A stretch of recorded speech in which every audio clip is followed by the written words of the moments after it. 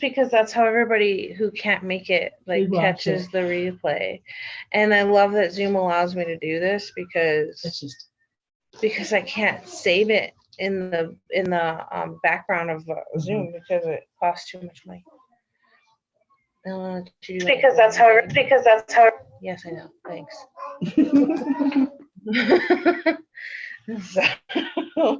So yeah. So YouTube streaming is great for me. So it's like perfect.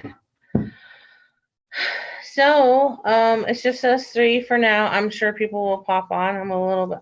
Oh wait, you know what? I have to send. Did you send a message to anybody? No. Okay, I'm gonna send one to Kat, cause she's like, remind me. Yeah. Oh, my I son would be forgot screaming right now. So I'm just to- like, Where's he? Is he? oh, he's at home with my Forgot mom. to- Yeah, Remind I you. love moms. Right. Yeah.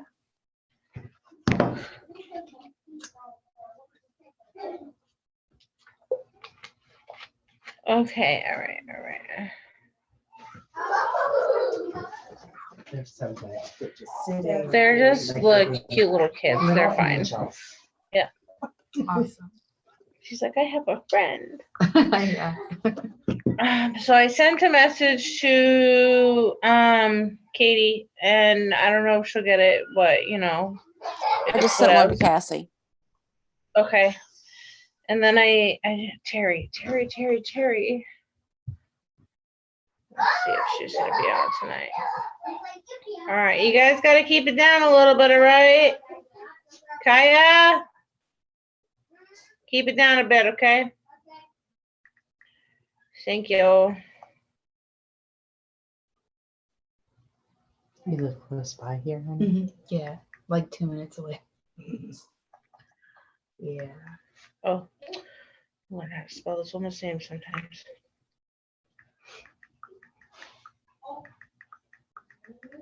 It's almost like everybody forgot this week. It's a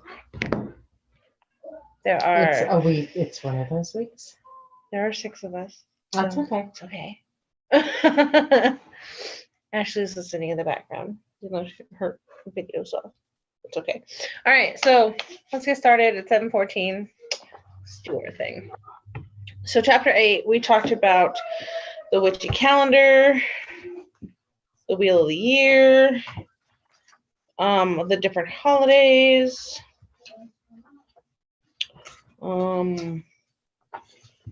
Excuse me, I'm having some. The moon phases and the Sabbats. And birthdays. Celebrations of heroes, icons, and saints. And non-witchy occasions, awareness days. I think that was all for chapter 8. Yes. Mhm.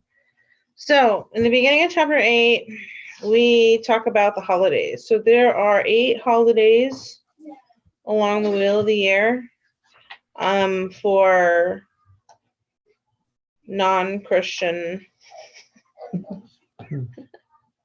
non-Christian. Well, even if you look at the Christian holidays, there's still pagan holidays, but you know. So the wheel of the year was put in place to kind of help us when its origin began to help us, you know, celebrate the turn of the different seasons.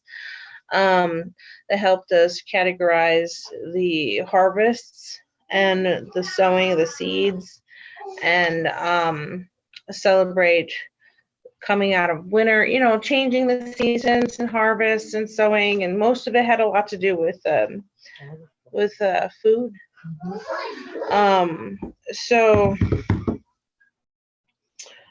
mostly food.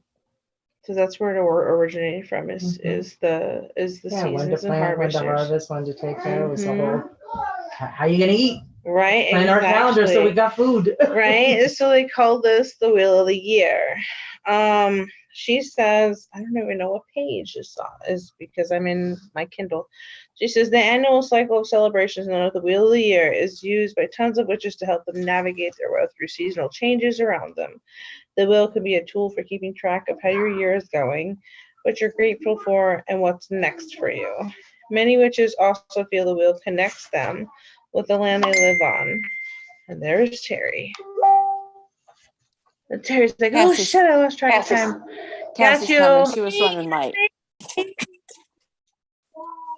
Cassie's there. Terry's coming. Hi, Cassie. All right. Hey, sorry. It's been a crazy day. Oh no, it's been a crazy day for everybody. You're good.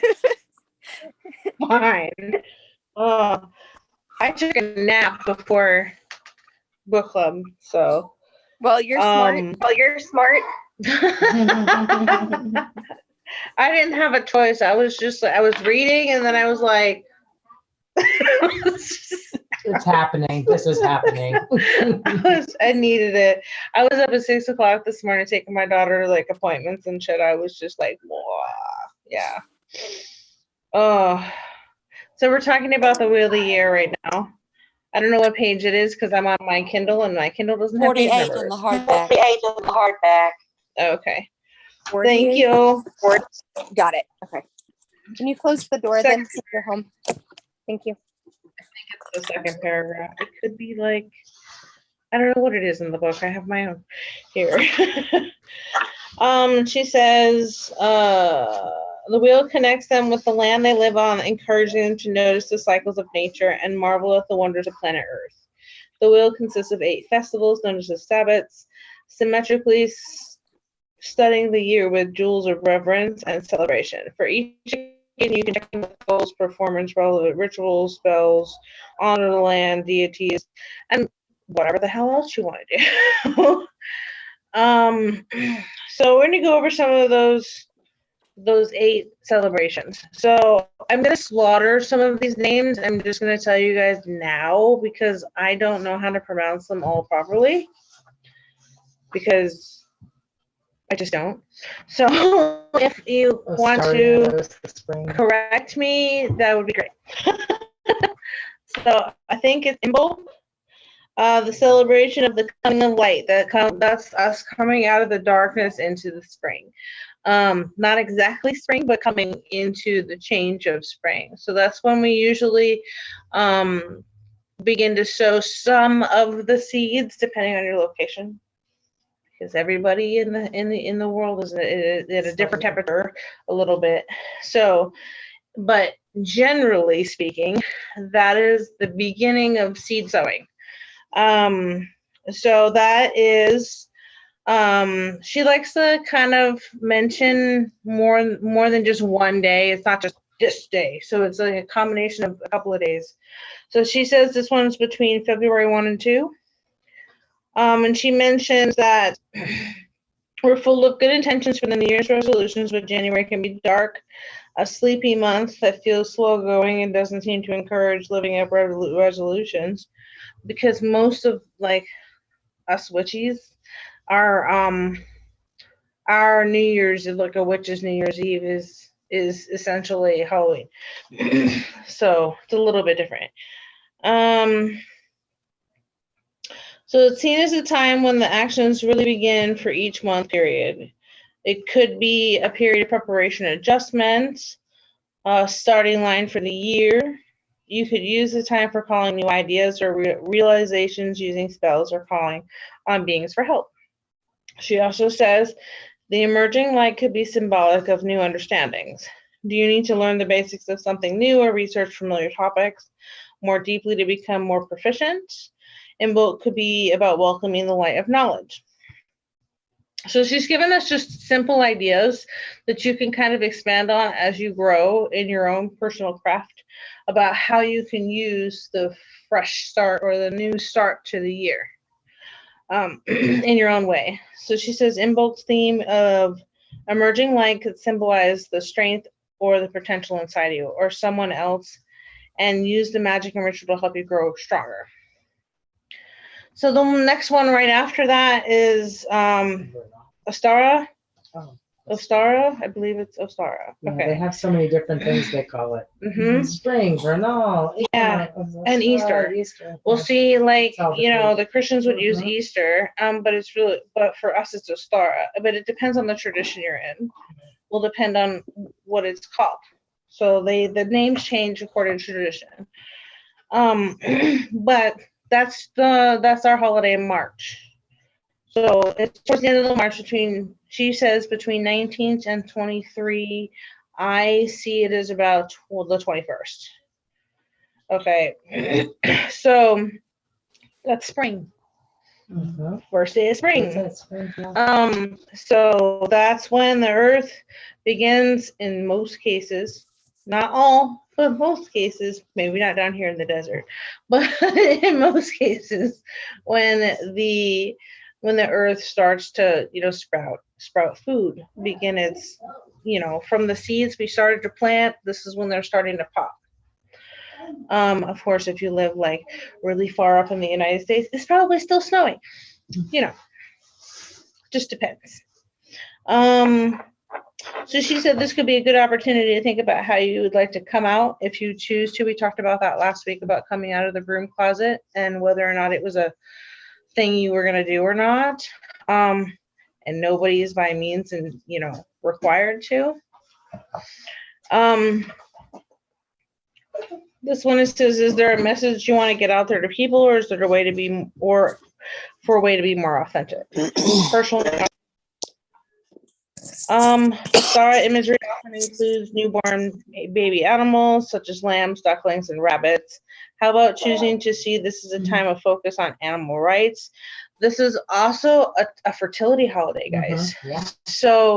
So if you have like a thing you want to do pertaining to fertility, that this would be the holiday for you. Like, so you could use this time to really work on bringing about fertility if that's something that's difficult.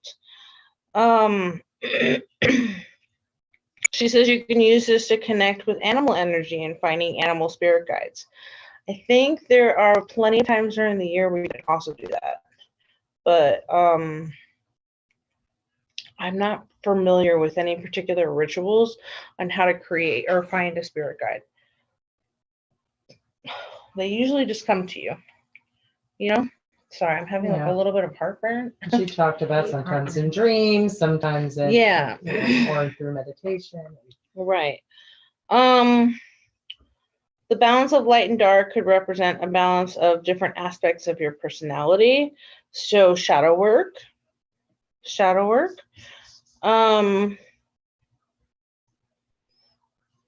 Perspectives in situations. She mentions here. She also mentions the Christian holiday with or you can make it about the Easter Bunny. It really just depends on what you want to do with that particular holiday. Now, there's a whole bunch of history behind it if you guys want to like really research the history behind each holiday and how they came to be and what they were for. But this one I do believe is traditionally represented the fertility. Right. This one's traditionally fertility. Mm-hmm. So then we have Beltane, which is in May. That one is she says either here April 30th or May 1st. Most of us celebrated in May 1. The first. Yeah. Okay, so this one is this is where they did the maypole, right? Mayday, yeah. Yeah, the maypole. Maypole thing. Yeah, that's what I was thinking. So there's a big story about the maypole. I'm not familiar with. I think that's Celtic, isn't it? Do you know? Yeah, I think the maypole is Celtic. It says Beltane invites you to connect with the element of fire, which symbolizes passion and determination. It could be a good time for you to get excited about your passions or meditating on what those might be and how they might manifest in your life. Time for working on projects and bringing things through. She says, raise a glass and make a toast to whatever you most want to celebrate in your life. Or a time for letting go and purging things that you don't want in your life. Burning them up. If somebody can like maybe post a link or something on the traditions of Beltane, like the maypole, that'd be really great because then we can all kind of get a little bit of history on the maypole. I don't have anything offhand, so I'm gonna reach out there if anybody got anything. I was scrolling You and know, go on Google when I got home. that's cool. Google it. If yeah, you but- find something that you find interesting, just throw it up on the group because that really helps us expand our learning in certain. I mean, this is not going to go into like insane detail about each holiday. Mhm. She's generally, because this book is designed for us to manifest our own craft. Right. Right. Okay, so she's kind of giving you tidbits of what you could possibly use for these holidays. Now, I traditionally do not celebrate all of these holidays at all. I know when my seasons change, but I'm not a big holiday celebrator. Probably has something to do with my, Says it's from Um, European folk festivals. right, but it probably has Yeah. something to do with the fact that I grew up as Jehovah's Witness. Pentecost, You May know, or Pentecost. might have something to do with that. Mhm. So, summer solstice or Lithia? How do you put? Oh my gosh, Shannon, what? Letha. Letha. Letha. See, I told you I'm Letha. I'm sorry. So this is going to be for me. It's June 21st. Here she's got it from June 20th to June 22nd. I am my first day of summer for me, the 21st of June. That's how I see it. So she marks as the turning point of the year, or the longest day. It's also the summer solstice. So that would be the longest day of the year with the shortest night. So what happens at the solstice is you have the longest day and the shortest night, and then I think it switches, and then the summer becomes smaller, and the winter or the darkness. Sorry, the summer. Light and dark. The sun starts to stay at less than so it swaps, Mhm. and you end up with short days and longer nights. The summer solstice marks the longest day of the year. So this is the turning point in the year, and so she's considered creating a vision board or a collage to represent your emotional, spiritual response to the day. So you can make it a crafty day if you want. I would use this for something like some sort of sun ritual. I like to sun soak, or I absorb or draw down the sun. A lot of people do the opposite, where they draw down the moon. I don't know why I choose the sun. I don't know, maybe it's just my fire element. Summer. You would think Um, I'd associate that more But with drawing summer. down on the moon is going to be Mhm. very emotional. And then drawing down the sun is more fiery, more heated. Energizing. It's very energizing. So I really enjoy pulling the energy from the sun. So I do sun soaking on the summer solstice. That's my thing. So this time of peak natural light can symbolize truth and realization. This is a tip-top opportunity for doing readings that address your burning questions. So you could use summer cards. solstice for tarot reading, for divinity, to any type of divinity. It doesn't have to be cards, but it could be any type. So it's an opportunity for a night of gratitude, creativity, spellcraft, and ritual. You can make toast to the summer, thanking the seasons for its gifts, because you planted your seeds in the spring or in February. February. Okay, by In by the beginning of spring in March, they start to come up.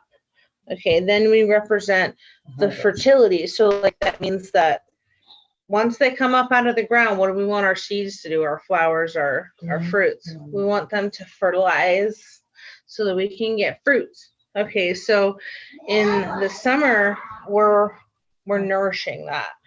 because as the autumn comes in, we're going to end up with our first harvest, our second harvest, and our last harvest before we welcome death, which is winter. So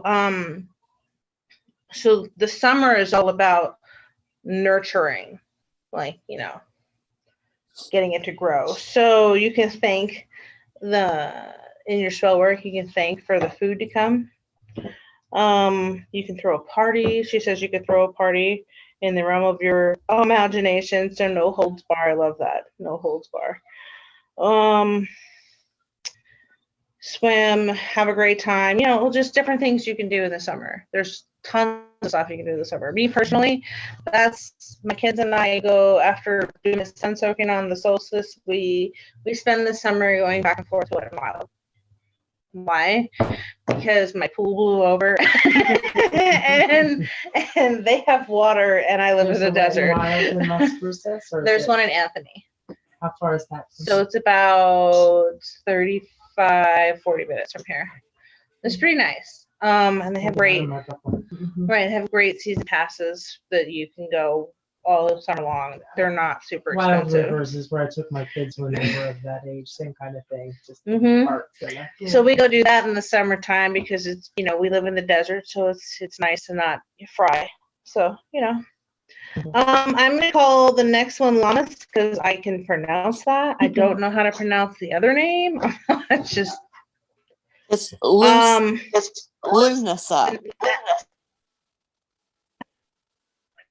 Lunesta, that's like a drug for like. I know. That's like for depression or something. Lunesta. Maybe that's where they got it from.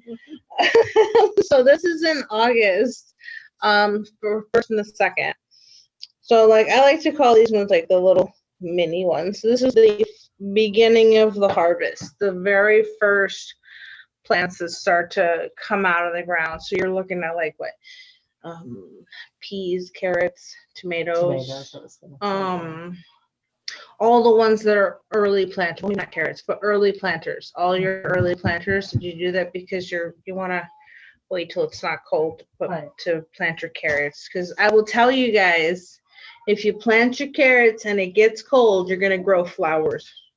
You're not going to grow carrots. Because I learned one year by accident that carrots are perennials.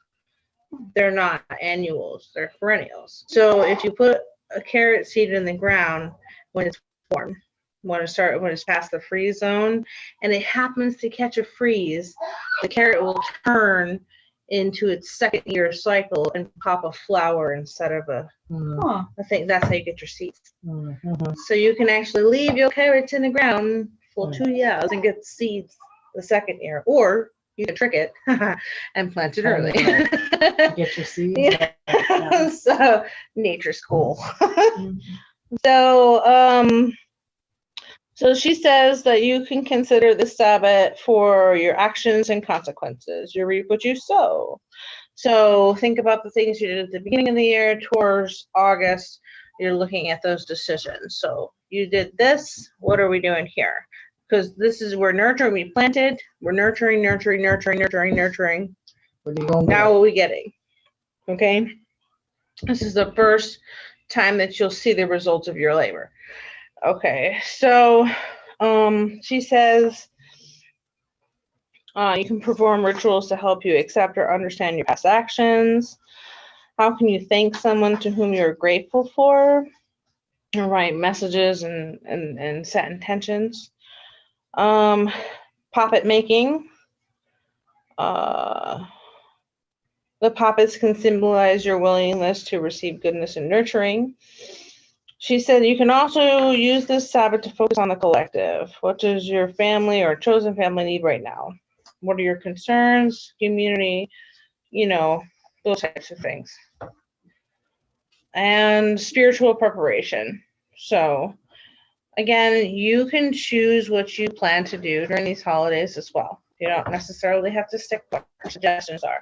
But her suggestions are there to kind of help it open your mind to the ideas that you can incorporate if you choose to do the holidays. If you're an avid gardener, then maybe you want to spend all of your holidays, Doing the traditionally, food and- Yeah. you know, like they used to, you know. I mean, they had some pretty wild traditional rituals that the Norsemen had for like sowing in the seeds and stuff. I haven't looked into them, but some were pretty wild, you know, but they're cool. So you can do something like that. You know, you can make a modern twist on it, or you could do something completely different. It's really up to you.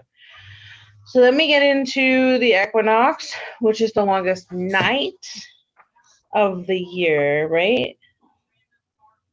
Am I right? I think I'm right. No, I think it's the, no. or is that the, Or is it when they're ill? That's right. The equinox is equal. When the it's the sun solstice, winter solstice is when right, the it's- winter solstice is the one after the equinox. So the equinox is the day in the year where the sun, the nighttime and the daytime are equal. equal. Right. That's right. So Yeah, winter solstice. is- right. That's what that is. So this is the second harvest, not the first harvest, but the second harvest, the one that is most important. Because the third harvest is the one where you're picking the last little bit and getting ready for winter. So the second harvest is where you're going to get the brunt of your food. So all of the other things, cucumbers and zucchini and squash and all those, you know, those kinds of foods are going to come out in the second harvest in September. Fruits from trees come out in September, nuts and all kinds of other things. They're right there at the end. Now, here in Las Cruces are at the third, especially tree nuts over here. So our pecans and everything like that come out in like November, you know, after the first freeze. So it's a little bit different depending on where you're at. So Mabon, everybody calls this one Mabon. Now, I go to Mabon here locally, and what we do at Mabon is we make a wreath for the for our Pagan Pride event every year. So we'll make a wreath and we'll traditionally or ritually burn the one from the year before. So every year we make either a basket or a wreath from whatever we can have to make it. Last year I think it was willow. And then at the Pagan Pride Festival, we bring ribbons, and everybody who comes makes us a wish, and it ties it to their wreath, and we keep it for the year. And then on Mabon, we traditionally burn it, and then we make a new one. We do the same thing over and over. So it's really cool. Is the burning releasing the wish or? It's I think it's I don't know how they have it. I just know what they do. I just don't know the symbolism behind it Right. fully yet, because Mhm. they've been doing this for a long time, Right. and I'm still kind of Sure, if the ribbon is make the wish, it's probably. Yes, I think At it's, least they're making I room for think the it's- next sort, you know. I think it's a mix between thanking Mhm, and bringing in the new. mhm, I'm yeah. not 100% sure That makes on sense. their tradition, Mhm. because I'm still learning how the community does it here. So Mabon is the year tips into colder, darker months. It's the opportunity to treat yourself. Munch on things that taste good. Wrap yourself in nice warm blankets. Binge watch a series that you find comfortable. The kind that you go back to every now and then and when you want to indulge. Go to the things that make you feel safe and comfortable if you're getting into hibernation mode, because we're getting ready to welcome in death. Put magical intentions into food, through a party. We do that in November for people who celebrate Thanksgiving. That's kind of like a party of thanking, Mhm. thankfulness Thanks for the between harvest the of all right. the food we have this bounty. Let's Mhm. celebrate and share. Right. Check in on others as the seasons start to change. Make a food parcel and put some gorgeous witchy high vibes on it before delivering it to your nearest food or outreach. So there's lots of things that you can do to kind of work, you know, this particular holiday. Like I said, I've got the one that I do with the community every year. And then we have Samhain, which is Halloween or All Hallows Eve, or the day before the Day of the Dead. You know, so those are all lumped together. I would probably put this one. Oh, she does. She includes it. the October 31st to November 1st, because the Day of the Dead is November 1st, isn't it? Yes. Yes. Yes. I think so, yeah. I was like, yeah, I'm pretty sure that that's November 1st. So traditionally, this is the day of the year with the veil between the worlds is at its thinnest. Okay, and traditionally it was used to communicate between the people that we loved that we lost. Okay, the lantern, the jack-o'-lantern used to be the light source as we would walk to the ritual site to help guide our ancestors to where we're going to be. That's the origin behind the jack-o'-lantern. So it was really about a day about connecting with our ancestors, the people we lost, to commune. So she says the key theme of Samhain is fear. Creative projection, protectance to a surveyor to help you confront and examine your fears. That would be a great idea. The servitor, that was the one she was talking about where you call them in and they're to perform a certain task. Right. Servitor, it's something you create to do a certain task. Right. So you call it in to look at your shadow, is that what you're saying, or look at your fears? Well, when we were reading the spirit hacking book, there's a section in there about examining your fears. Do you remember, Shannon? Where where it suggested that you examine your fears in the dark, because the idea of darkness is scary. Because as kids we think there's something in there, it's like so. The shadow, the dark, the fear. Right. To examine them in the dark, not in the light, but in the dark. So just shut the lights off, don't worry about the candles, and just examine your fears that way. So that's definitely a time when you can do it. Of course, some people might be utterly terrified to do that on Halloween because the veil is so thin and communication between this world and the other world is very is very heightened. So that might be terrifying. But if you really want to try it out, I'm pretty sure that you could get a lot of healing in that process. Perform a memorial ritual for loved ones who pass on. A lot of us put a candle in the window. I don't know if you've heard about that on Halloween or Samhain. You light a candle and you stick it in the window. Reminds me of my Catholic upbringing. Go light your candle. Pay the $2 and light your candle. Right. It helps your ancestors find you. That's right. So you could play their favorite music, write a poem, read out loud, look at photos of them. You could create a altar for them. A shrine. Because shrines are different than altars. Altars are working things. Shrines are like what I have up there in the front, where it pays homage. So altar is a working thing, and a shrine is like a memorial. Is a memorial. That's right. They're very different. So what do you want to get rid of? These are well, I would say the winter would be better for letting go. That's what I would say. That's the dark. That's the death. That's the death. Getting rid of the things. Right. That are no So like longer you can. I would say that if you wanted to use someone for that, I would consider maybe making a list of things that you're ready to get rid of. So like, okay, well, I'm making an assessment of my life, and this is some of the things I want to get rid of. You're like and the reason they say that here is because it is traditionally our New Year's Eve. Okay, so like instead of it being in January where you do a resolution, it's earlier. You know what I mean? Mine too. I love Halloween.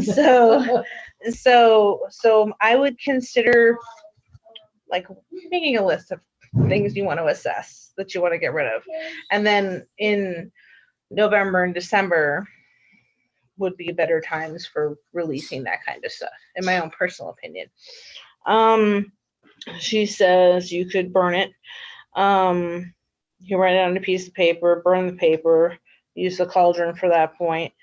going to a Halloween event. I don't know about you guys, but I'm a trick-or-treater with my kids. That's what I do. I dress up every year and I'm Where do going. you go trick or treat? It's not like you can go house to house out by where we live. Not where we live, You but take there them are in lots town of places that we can do that. Yeah. So you just go to a different. Yeah, I go to community. the cul-de-sacs and they're packed full of candy. Yeah. So yeah, so that's what I do. I take my kids out, and then when we get home, we usually have ritual. We'll have a bonfire or something, and as I get my yard cleaned up and stuff like that, I would love to invite some guys out too to have like a little Samhain ritual That would be great. under the moon. Be That great. would be fun. Also in October, I usually do Pagan Pride. This year, it's not happening. We're in November this year. Kind of makes me sad. But someone else rented the park before we got to it, so we pushed it out a month, which kind of goes with me. I have my full moon festival in October here, so I mean October's a big deal for me. I get a lot of stuff going on. October. October's the month. Yes. So she mentions the new year for witches. You could take some time to reflect on the 12 magical months behind you, as well as your witchy plans for the next 12 months. What are you going to change? How are you going to adopt, and what new things you're going to adopt into your practice? What things didn't work in your practice? All things in the transition between the end of the year into the death of the year. Then you have your winter solstice or Yule, which is for me the 21st. She has it marked from the 21st to the 23rd. It's kind of funny that she didn't put 21st to the 24th, because she does mention in here that she does mention some Christian aspects in this book. I have a book like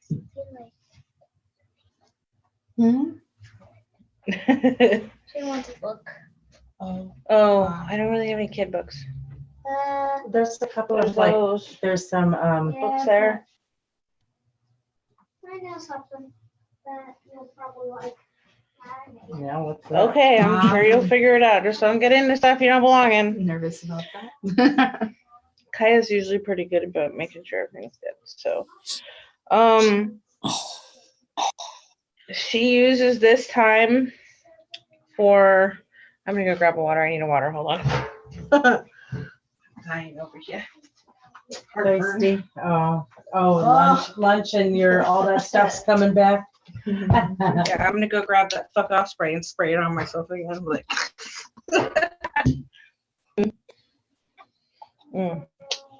Okay, so she says for the winter solstice, you can write. So this is the time I would use to remove things, start all the things that I talked about as I'm going into the winter. I would take this time to get rid of it, because the winter is about removing The death of something. the death of the things, ending, because in the winter, that's what's happening. The trees lose their leaves because the autumn, everything's turning, so they're starting to die. And then the winter, they're all gone, and the trees look dead, but they're not dead. Obviously, they're just dormant. The flowers go dormant. The grass is covered in snow in some cases. Not here. Well, this last year it did. Yeah. We had So- twice. I was like, So I would use this time of the year for getting rid of and releasing. She says perform welcome rituals for the sunlight that's now going to increase again. Again, I would wait that till February. It's what makes sense to where you live and what Right. you feel, and She says Winter play your is- favorite music, put on some warm clothes. What needs to be thought out and brought back to life. Well, it's weird how she has this set up, because I guess she uses the Samhain as the thinking about what's coming. right. rather than Okay. So Yeah, I would that's- totally use this time for getting rid of, and then planning like in January. You know what I Mhm. mean? So I would use November, December for that kind of releasing stuff, and then in January is planning. Also, there's celebrations and there's Yule. I mean, there's 12 days of Yule. That's not Christian. That's very Jeremic. So, um, Santa Claus is Jeremy. It's not Christian, you know. What's the other one? Krampus is I was just thinking also. of Krampus. Yeah.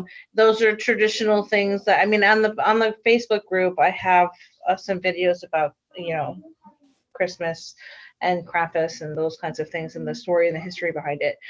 But those are folk tales or traditions that were taught way in Germanic tribes before they were converted to Christianity to keep the kids straight, to and it was a 12-day gift giving thing that happened during that time. So it's a celebratory time, welcoming in the death, because you can't have life without death, this period. It's just like you can't have light without dark. So when you're looking at the wheel of the year, you have the whole aspect of The whole cycle. of life and death. Okay, and from death comes birth. That's just how it works. That's another reason why there's a lot of people who believe in reincarnation, because trees die, but they always come back to life. Yeah. So what you choose to do on your winter solstice is what you choose to do. I still celebrate, the mainstream holidays. Of course, we've Christmatized Christmas. My kids are accustomed to a tree and presents. I'm still trying to incorporate, because I wasn't able to practice any of my own celebrations with my family prior to, a few years back. So what we do now is on Yule, we have gift opening, and then we have a log. And then on the 24th, we do the Christmas tree, so they have several days of gifts and stuff. So, to kind of incorporate both, but I do it my own way. I don't have any particular tradition that I follow, even though my family is very Germanic. So, my dad's side, anyways, not my mom's side. Then my mom's side's like straight Catholic, African Catholic, which is crazy. It's so funny to learn. So, and then the moon phases and the Sabbats are on the new moon, the dark moon, and the waxing and the waning moons. And we really spent a lot of time on the moons in the last book. So I'm really going to talk about what you have to say in this book, since we got that down. That was like, the whole thing was the moon. So we went through the moon. Birthdays, Memorial Days, and personal anniversaries. These are all times where you can, set up your own thing. If you want to celebrate, do something special on your birthday, then do it. If you have a certain thing that, like someone else's birthday or someone's passing, whatever it is that you really want to incorporate some spell work into and make it a sacred day in your life, then that's all something you can do. Nobody's going to tell you whether or not you should do that. So those are definitely things that you want to incorporate if they're special to you, if they mean something to you. If you find that there's something that you can connect with, like you can work with your ancestors every day of the year. It doesn't have to be on Halloween. It can be any day of the year that you want to work with your ancestors. Okay, so if you want to work with your ancestors on the day they died, or the day they were born, or the day that they felt was like real special to them, then incorporate that into your practice, because those are important and powerful days for you and links to your own personal power. So don't be afraid of that. Then she talks about heroes, icons, and saints. Okay, I was reading through this, and then like this is personal. Everything in this section is all personal. There's no right, wrong, or don't do anything in this section. So if you have a specific hero, if you have something Like that you rock stars or anybody that right, you- right. So even if it's a saint or if it's something from the Christian traditions that you really calls to you and you want to incorporate it into your practice, do it. There's nothing that says you can't. I mean, you might get somebody who's following your tradition by the book, go, that's their problem, not your problem. So don't let that hold you back from incorporating what vibes with you in your own personal practice. If you think St. Michael's is going to offer you something, then there you go. A lot of the Christian, I don't even want to call them deities, saints. We'll call them saints, okay? Those were absorbed from pagan gods and goddesses and renamed. Okay, so they're all interlinked. They're all the same. They just have different names. Okay, because when you get new traditions, you get modifications on things. So And switching of power and changing of what we're Right. going to do to keep you obedient. right, but so that's Yeah. why I kind of like step back and I go, I'm universal because Right. everything is It's all connected. Yeah, interconnected. it's just habits. So Mhm. that's why I'm so okay with being whoever the fuck I want to be, practicing however the hell I want to practice, because I don't have a problem with all of the different traditions. Yeah, there's something to be So, learned from all of them. Right. Take what resonates. And then she talks about the mainstream traditions and days of awareness and made up ones. I love how she says days of awareness and made up days of awareness because they're your days of awareness. Right. You know what I mean? So the day to honor your favorite TV show, that's so funny. I know. That was odd. Yeah. I was like, but But some people connect with the character. right. or- But I think the point is she puts it in here for you to get the idea that there is No no limits. limits to Yeah. how you want to form this into your own thing. Going back to my Smurf days. Right. My garbage pail. And we're coming up on 8 o'clock. We're going to be a little bit over today, but let's start talking about divine and other non-physical beings, chapter 9. So these are all those otherworldly beings that we may or may not encounter, may or may not call ghosts, may or may not call gnomes, may or may not call fairies, like Fairies, these kinds of trolls. things. And you can choose to work with them or not. You can choose to learn about them or not. Do I believe they all exist? Yeah. Do I believe they do? Yes, I absolutely do, on every single level. Okay. Do I think that I'm going to work with them all the time? No, I'm not. What I've learned about fairies is that they're devious. Okay. And it's not that it's a bad thing. It's just that it's a thing. You should educate yourself on these otherworldly beings before you decide to work with them. Okay, because some of them come with Low energy, low vibe. no, some of them come with stipulations. Some of them come with trades. Others they have retaliations. Fairies particularly like shiny things like crystals and make them disappear, or like your keys, or if you ever felt like you just couldn't find anything that you knew you had, you probably have a fairy somewhere. Pour some milk. That's okay. Any kind of offering, it's just good. Dragons, she talks about dragons in here. We read a book called Dragon Magic, right? Mhm. I think that was the name of the book. And this Dancing was with Dragons. Yes, Mhm. Dancing with Dragons. Dancing with Dragons. Thank you. And this taught us everything about dragon magic, how to connect to dragons, how to work with dragons. Dragons are very, very, very, very black and white.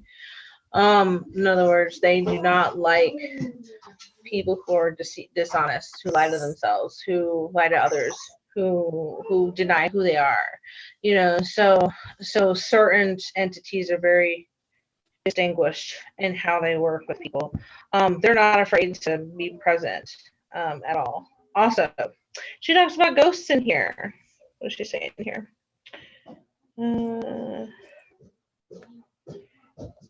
We'll get to that in a minute. But these magical beings, she mentions here, she has a list that they assist you in magical workings, they help you with life challenges, they protect an ally on a path of life, they guide and bring you wisdom beyond what you can see and hear. They mentor and inspire. They create deep lessons. Those are going to be those ones where there's a cost involved. I'm sorry. The deep lessons from an epic teacher, those are the ones with the cost involved. I'm actually doing that lesson right now. Mhm. Some of them are the best way I can describe this. The best way I can describe this, it sounds stupid and ridiculous, but Adobe. Oh, yeah. Okay. I like Adobe. Does that make Adobe and sense? hybrid. My two Does that make favorites. sense that he does things Mhm. for his master? Okay, and there is a reality to that in magic as well, but that comes with a cost. Okay, so those are going to be entities that do your bidding, essentially, in the magical realm. But there's a cost to that. The cost of working with them is simple. They're going to get the job done, but it's not going to be exactly how you want it done. It'll get done, Mhm. but it might not be the way you want it done. You understand? So there's a cost to that. And this is classified this. How about we put that back? Don't worry about it. We'll put it back. Tell her to get that job. Start saving that space. Keeping life interesting and satisfying your curiosity. I think that one's a little bit scary. That suggestion is a little scary to me because, like, having fairies and dragons around are great. Dragons are very heavily protected. Fairies are very, I'm going to take your shit today. You know, I guess if you wanted to lose your stuff all the time and feel a little frustrated every now and again, that would be interesting, right? I'm not so sure I would be down with that, but it is really neat to kind of get into the understanding of the different otherworldly beings, because they do help in some aspect. Some of them bring you messages. I use dragons a lot in my protective magic, for sure. And it's not like I use them. I ask them for guidance and I ask them for protection. So when I say use, I don't mean like Dobie. Okay. So yeah, so there's and you can choose to never do that. You know what I mean? I am not the person that's going to constantly call on another worldly being. I also read oracles. So oracles are a little different than tarot. Tarot is very symbolic. Oracles are very entity based. Yeah. Okay, they're very entity based. So when you talk with oracles, you're speaking to otherworldly beings. That's where you're getting messages and stuff like that. That's how you get guidance in some aspects. So there's a lot of people who don't like using oracles because of that very reason. They're not speaking to a symbol, they're speaking to an entity, and there's an exchange there. So when you look at oracles, you can see them in a different light now. This is a little bit different. Most oracles, almost all the ones I've seen, they have pictures of creatures or humans. They're never symbols like tarot. There's always imagery of another world of some sort, and an entity of some sort. Versus, See, I've always just considered any oracle cards just being anything that's other than tarot. Or, well, not really, because then there's Thoth and there's the Pip. But to me, my oracle cards they're not necessarily creatures. They're a symbolism. I don't see them as symbols See, for me, they're cards. because they bring you messages. Yes, I think they're a way for you to pose it to. Everybody sees Yeah, them differently. It's totally okay. Like the oracle, that's where they get the oracle cards. Mm-hmm. The oracle's coming to you with the message. So she talks about the different deities or different types of non-physical beings, which are ancient deities. Those are going to be gods and goddesses. The spiritual guides, those could be your ancestors, or things bringing messages. You know, some people call them their the angel. They're little Archangels or no, they're little like cherub. spirit guide, but some people call them there's another word for it. Hmm. Archangels. Like there's another word for spirit guides. Do you guys know what I'm talking about?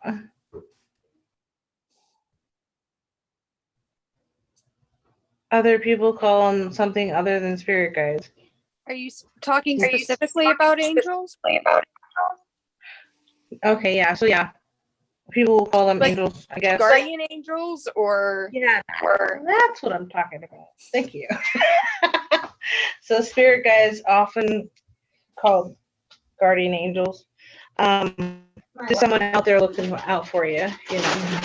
You see it like if somebody gets into a car accident, they come out and say, they're like, "Oh shit, somebody was watching me."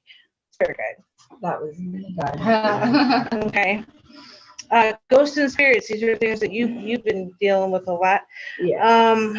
That energetically move or show themselves. I was in a car accident Mhm. and there was a deer, and this was before I had kids.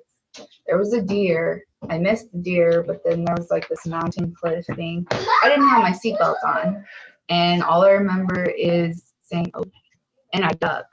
And then I woke up. It was like snowy, but it was the airbag depleted. Somebody was in my head telling me to wake up, but nobody was there. It was just me.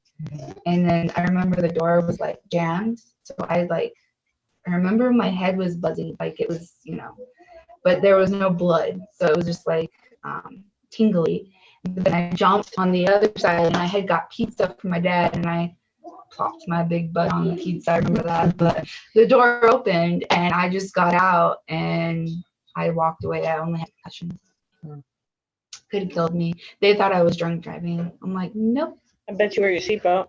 Yeah, now I do. I'm like, okay, I got it. Very scary. I learned my lesson. Car thing too, where I was in traffic in Miami, Uh-huh. driving, not like bumper to bumper, but cars all around. Like, I mean, there's cars everywhere. I did a 180. And I don't know how nothing touched me or how I just remember stopping and facing all these cars coming at me. And I was like, how in the hell did I not hit anything, do it? Like something happened there. Like there was just no way. Yeah. There was cars everywhere. It was Mhm. this oddest thing. And it was like a fraction of a second. And that was so interesting. Let me see. What did I say? Exactly. Thank you. Exactly. Yeah. I just got my- I've had a couple. I had one time where I had rear-ended a lady. Had no idea. Like I've never been to a car accident like that. So like I think I hit it 25 miles an hour. It wasn't like super hard or anything like that, but my car just bounced off. Just bounced right off of her. There was the airbags didn't go. She was okay, and my car didn't have any damage. I just bounced off of her like it was the weirdest Just shit. something. So, No harm, no foul. right? Well, I mean, of course, she was an older lady. I went to the doctor, and my insurance still covered that kind of shit. But like, it was just like, how the fuck did that just happen? She was in an SUV, and I was in a big ass old van, and just bounced right off of her, like there was a balloon between the. Right. So it was crazy. So we have ghosts and spirits. These are things that you can sense. I sense them. I don't see them. I'm not a visual. I can't see spirit. I can't usually hear spirit. I can sense them. Like I can Feel the tell energy. the energy. When you're walking down the hallway and all of a sudden all your hair on the back of your head just goes pink, or like it's a little cold in one spot and not another. Like those things I can sense. And then I can tell that there's something there, if something's negative, and I've had some negative spirits in my house, you know, like I can't see them, but you can just sense this. It's almost like a hovering fear that kind of like You just makes feel you. the shift in the energy. For me, it Yeah, feels just like terrifying. So like yeah, I'll be heavy laying, and- down, and I'm like, I can feel something watching me. You know, dude, like, what's your fucking problem? You know what I mean? Like, why are you bugging me? So, some of those are ancestors. Some of those can be, you know, things that were beings that were in the property before you. Maybe something that was burned on the ground your house is on. You know, it varies. It really depends. And I find it interesting when I see things, typically it's peripheral. A couple times when I've been in spirit circles, I've seen full-blown apparitions of like a son with his life and his mother and weird like stuff like that. But usually I see things peripheral. It's almost like they're floating. They don't A little walk. bit. They don't walk. They just And kind of it's like they breeze across. fly. And it's like I just see them go and then I'll look and then it's not there. Or, you know. Well, see, Kaya is a medium. She sees them as us. Like clear as day, like I mean, we I can are. see their clothes, I can see everything, but it's a gliding and but I don't see them for long periods of time. It's who was that just walked into the back room? I see it. I can have full Yeah. conversations with them as if we were doing the same thing here. So like, that's fucking scary. Could you just imagine talking to a ghost and not realizing that they're dead? They're dead. I just keep saying that she's talking to her great grandma. That's cool. It's really cool, but Write down some of the stuff she says. scares me. I'm like, well, is it her great grandma? Write down some of the stuff she says, and then you can do your own research. And if the links are together, then you know that she's saying. Animal guides and elementals. So elementals are going to be all of your elements. She mentions these as gnomes, undines. What is that? You know, Undines. What are undines. those? It says for water. I don't know anything about those. I'm gonna be straight up with y'all. I don't know anything about those. Sips for air, salamanders for fire. I didn't know they use salamanders for fire. I see. Slow it down and put that ball away, Miss Kaya. I know it's you. Oh, she knows. Salamanders for fire. That's I would think of them as water, You're wouldn't you? welcome to some water if you want to. Oh no, I brought I could keep it on empty now. I didn't For know. me, blackened. like physical, if I'm gonna look at physical things, okay, you guys probably think I'm weird, but for me, dragonflies are fairies. Mhm. They're straight fairies, like serious. People probably think I'm crazy, but let me explain this. So there was one time where I was sitting outside my house. I was sitting in the front lawn with my kids and stuff, and there was like a million dragonflies in my front yard. We were just hanging out and everything like this, right? And like, everything's great. I don't have anything in my yard for them, you know, but they're just there, okay? And then Zach had pulled up to the house, right? And I was like, "Do you see all the fairies?" And she goes, "Oh, you mean dragonflies?" And bam, I'm gone. Fucking gone. They just Wow. disappear. It's just like, you know, they seem to flock to energy points. Mm. So like when we had Pagan Pride Day in the park, you know, years back, when we opened up Circle, they would just appear Right. and they would just fucking disappear. You know, like I've never seen.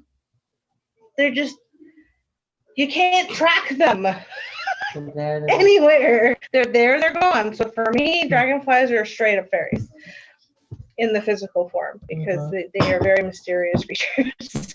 So are lightning bugs. So whenever I see lightning bugs. right, I right. They don't have any here. haven't seen them in ages. I mean, I haven't seen them since I lived in Jersey and Pennsylvania. They like the yeah, Jersey and Pennsylvania, but Love the California, rivers. Florida, none of them. Yeah. Fireflies, or what was the other thing they called them? lightning bugs. Lightning bugs. That's what they call them. Lightning Yeah. bugs. But I didn't know about salamanders for fire. That's a weird creature to put for fire. What do you guys think? Salamanders to me seem like Water, because they Yeah. grow in water. Or nymphs or- Nymphs? Yeah, I've heard about could be nymphs. water or- Nymphs are water. yeah, nymphs or mermaids. Sirens, mermaids. Mhm. Well, then she puts those under the other mythical fairy tale creatures. Right. like unicorns, fairies, goblins. What are harpies? Does anybody know what a harpy is? I'm not familiar with a Let's look harpy. it up. HARPIE. Yes.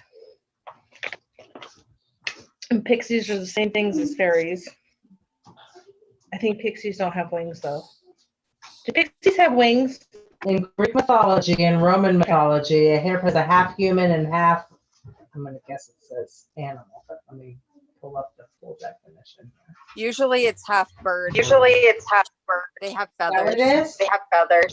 Oh, okay, now I am getting the image. I know what and it's the head that's the bird and the body that's the, yes, they're creepy looking. It says pronounced. Even put Terpaias. zombies in here. Like, It's pronounced Terpaias. In here. Interesting. when do we include zombies as Ancient freaking Greece. mythical creatures? I get the vampires. Yeah. Like the Human whole- face and then the big bird. Or it'll be a bird. bird face, an upper half, and a man in a human Half body. human, half bird. Yeah. Okay. All right. Personification of storm winds. When did we put zombies into the mythical creatures category? That is totally sci-fi. That's not a fucking thing to do with mythical creatures. That could be more in like your movies or your those Or things. Scientology. Let's stick that in Scientology and then you can keep that shit. Then you got the fireboard, you got Slavic folklores, you got the Minotaur, that's half man, half horse. So like there's tons. There's so many things. And there's books on all of them. Huh? Oh, it's a dog barking in the background. I thought you were... Then it talks about imaginary friends. Okay, those are really just spirits or ancestors that you make friends with when you're a kid that we think are real. And they're real, but you know, we can't see them, they can. Yeah. She even puts in fictional characters from films, books, TV series, and cartoons. Servitors. Those are going to be the ones that help you, like Toby. Like a servant, Yes, yeah. I lived in a fantasy book every day of my life for like the longest time. Half bull, okay, that's right. The horse, bull, the strong animals, deer, ox, those kinds of things were mixed.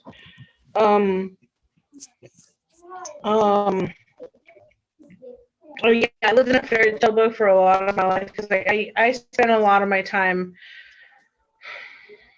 not in the real world because the real world was not a good world for me when I was a kid. So when I was in fantasy books and reading, I could live outside of what my reality was. So as a kid, you know, I would spend time in fantasy. So, but I haven't applied any fictional characters except for like Dobby, because he's like the easiest to describe, you know, Harry Potter and stuff. On how some of these work. But I don't call on Dobby, you know, in my own personal practice, you know what I mean? But if you want to, you could, you know. And then she talks about other entities, thought forms of your own creation. I don't know how I would do that or how you could. I don't know. Part of me thinks that all of this stuff is because of somebody's thought. What you think it's there. So you can think anything and add energy to that. And Right, because thought becomes things. like thought is your reality. Mm-hmm. And then archetypes would be things you find in books and like Disney and stuff like that. Heroes and icons, same thing. Okay.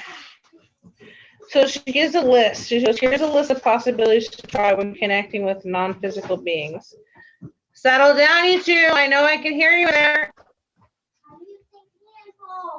You can put the ball down. It's not coming back to the shop. So write a list of devotional poetry, story songs, or choreograph a dance to honor the being. Make jewelry or crafts to honor them. Make a toast to them. They'll be like giving them an offering. If Katie was on, she would have a lot to say about the Fae and how you can work with the fairies and how you can offer them different things. So she does a lot of offerings to Fae, and she works with the fairy a lot.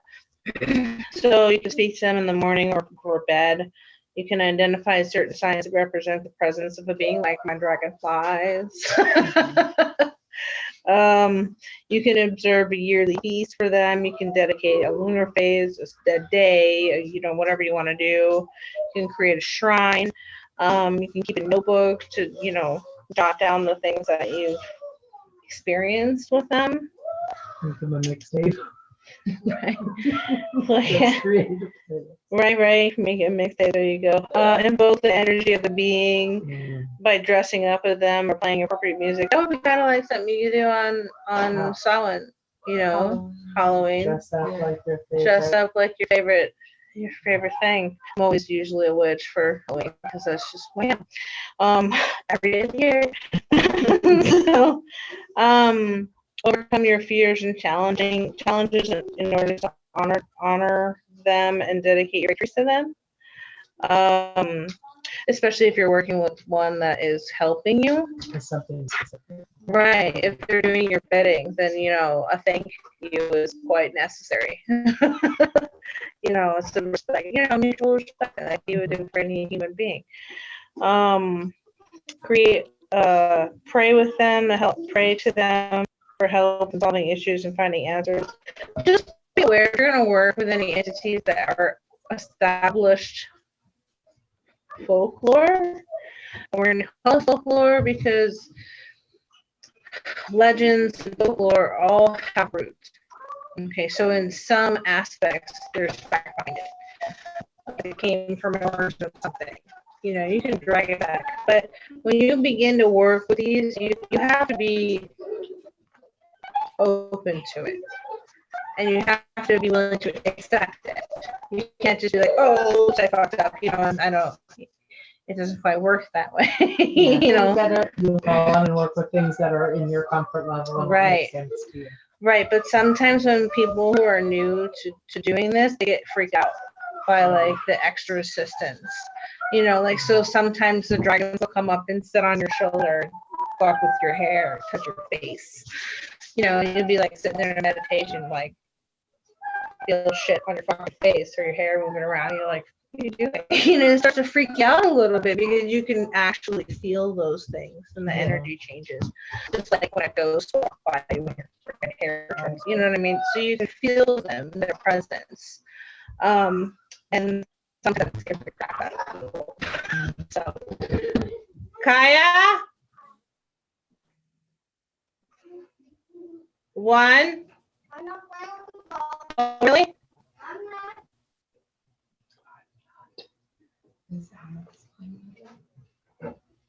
Bring me the ball. Bring it to me. You're horsing around. Bring me the ball.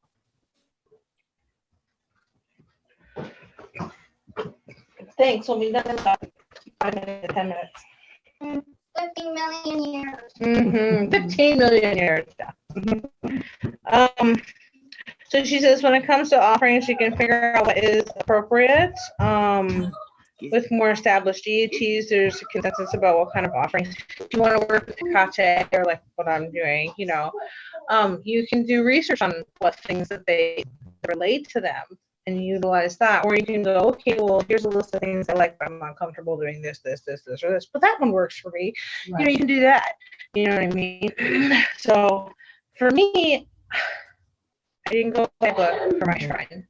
I know that for the Hecate's baseline is witchcraft, gardening, and she protects the boundary between realms. Okay, between this world and the other world. Okay, and she's got this another realm. So I know certain things about her, so I utilize what I feel called to do for her shrine. So I have plants on there.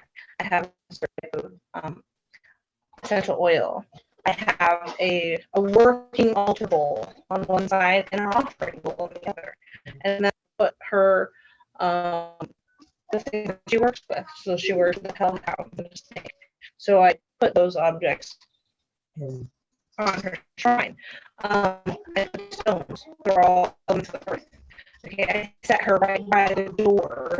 the doorway. Because Yeah. she's the, you know, so like, so you can get really creative with it. You don't have to do everything by the book. Okay, you can be creative with how you create a shrine if you want to work with a deity. So, and nobody, I have 3 deities that I work with. I've got Hakata here, and at home I have, what's her name? Odin's wife, Freya. And then the Morrigan. So, and the Morrigan is my active one that I work with. So I'm doing certain types of rituals and certain types of things. She's your stronghold. She's a badass. Okay, so when I need like an extra oomph of power, I'll work with her. Freya is the goddess of wisdom and family and knowing. So she has an innate ability to. Yeah, can you have some stuff running around? She has an innate ability to just know what's gonna happen before it happens. So, and then for working with her, my interest is to gain her, you know, her understanding of things, but at the same time, her, what do you call it? Her discernment. Her discernment. Okay, so like she knows all of these things. Yeah. So She can doesn't get all share of these that. things, Mhm. but she doesn't go blah blah blah blah blah blah blah.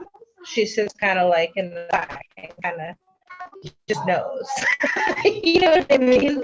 She's able to offer guidance without creating a scene, Mhm. essentially. So like in certain aspects, I'll work with her. You know, so there's 3 particular women that I work with in my own personal craft. But I have my own reasons.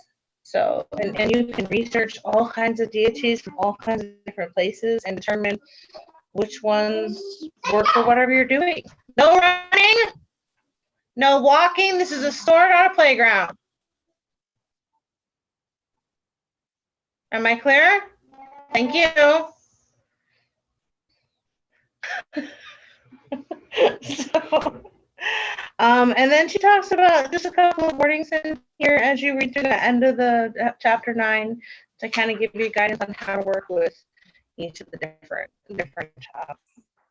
But that's really it, you know. It could be fun, it could be scary, it could be interesting, it could be totally not for you.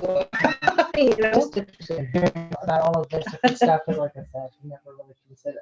I've always been very spiritual. I've always they're always angels and spirit guides, and so they're in here. But that's just that. I was like, oh, There's all the other to do this. I never would have. You know, I always say I'm a little witchy, but I just like I'm like, oh, you can call in so many different things. Yes, you really can. There's really not a lot of limitations to it. Okay, so let's talk. We're like half an hour over, but sometimes that happens. It was a long chapter. Okay. All right, so we got chapter 10. Has anybody? How are the chapters for the next few chapters? Are we doing more than 2? We're getting into the meat and potatoes, ladies. And it's pretty long. And it's pretty long. 10 takes us from 87 to basically 1. I think that's 10. Nice. Do you guys want to do 10 11 for next week? How long is it? 11. Well, 11's going to cover all your tools. 11 ends. Okay, 11 ends at 1:32. So we'd be going from essentially Yeah, 87 to, yeah, to one. Is that too much for everybody or is that enough? That's fine. That's fine. That's me. I'm I'm gonna a be big by myself for person. 2, so yeah. Okay, so 10 and 11 for next week, ladies. Sounds good. I'm already into 10. I've already started 10. Super duper. Okay. If you, Gemma, if you have a moment, can you post that? That Katie, if you could post that 11 on the group, that would be superly wonderful, and I would really, really appreciate it. Yeah. Because All that energy. I mean, I need all the extra help I can get for this month. 'Cause I'm a busy bitch.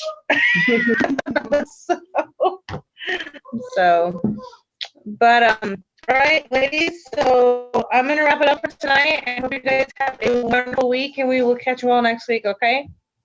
All right. All right. Good night, All everybody. right. Bye, ladies.